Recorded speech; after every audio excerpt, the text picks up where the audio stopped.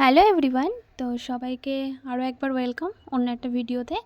তো দেখো, এটা একটা ম্যাঙ্গো ফ্লেভারের কেক ডিজাইন করছি। তো তোমরা দেখে পুরো ভিডিওটা দেখে জানিও ঠিক কেমন হয়েছে, আর স্কিপ করো না, পুরো ভিডিওটা দেখতে থাকো। দেখো, আমার তো স্লাইস করা কমপ্লিট। এবার আমি পার্ট করে তোমার হচ্ছে ক্রিম দেব। তো দেখো, ফার্স্টেই আমি মিল্ক অ্যাড করে নিলাম। এবার আমি ফ্লেভার দেবো, ফ্লেভারটাও অ্যাড করে নিচ্ছি, তারপরে ডিজাইনটা করব। এটা একটা কাস্টমাইজ কেক ছিল, তো সেইভাবেই করছিলাম। তো দেখো, এবার আমার ফ্লেভারটা দেওয়া কমপ্লিট।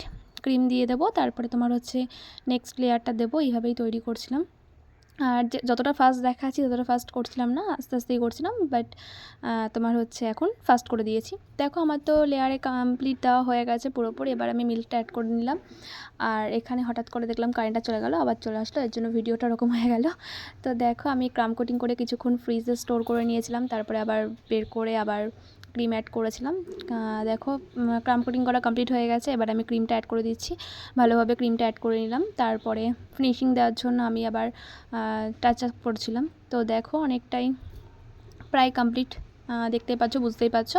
তো দেখো, ফিনিশিংটা ভালো করে দিয়ে নিচ্ছি। তারপরে যে জায়গাটা দেখছিলাম যে একটু প্রবলেম হচ্ছে, সেই জায়গাটা আবার একটু ক্রিম অ্যাড করে ভালো করেই করছিলাম। আর এটা একটা পিঙ্ক শেপ করছিলাম, মানে পিঙ্ক আর হোয়াইটের মধ্যে ডিজাইনটা রেখেছিলাম, যাতে একটু পিঙ্কি পিঙ্কি ভাব থাকে আর দেখতেও সুন্দর লাগে।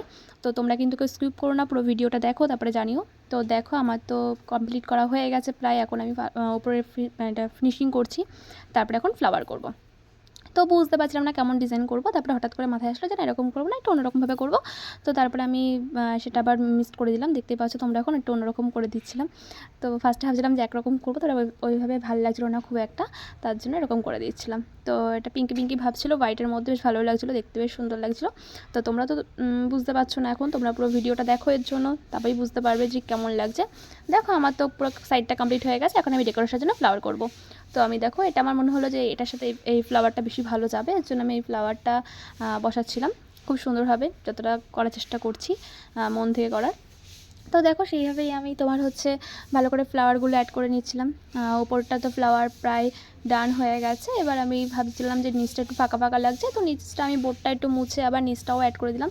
আর দেখো, ওখানটা একটু আমার একটা ফ্লাওয়ার বড় হয়ে গেছিলো, ওর জন্য আমি আবার ওটা তুলে আবার অন্যরকম ফ্লাওয়ার দিয়েছি। তো জানোই, একবার যে ক্রিম দিয়ে দিলে ওখান থেকে তোলাটা কত প্রবলেমের। তো আমি তুলে আবার শেপটা ক্লিয়ার করার চেষ্টা করেছি যতটা পেরেছি। তো দেখো, এবার নিচেরটা আমি তোমার হচ্ছে ফ্লাওয়ারগুলো ডান করে দিচ্ছি। নিচটা আমার ফ্লাওয়ার করা ডান। এবার দেখো ওপরের ফাইনাল লুক। না না, এখনও ফাইনাল হয়নি, এখনও দেখো একটু বাকি আছে। দেখো, আমি এবার সুগার বল অ্যাড করে দিচ্ছি। ও হ্যাঁ, সুগার বল সম্পর্কে তোমাদের বলেছিলাম একটা ভিডিওতে বলবো, তো বলা হচ্ছে না, যে করেই হোক না কেন। তো তোমরা দেখে জানিও পুরোটা কমপ্লিট হলো কেমন লাগলো। চলো টাটা, আজকে দেখা হবে নেক্সট কোনো ভিডিওতে। চলো টাটা।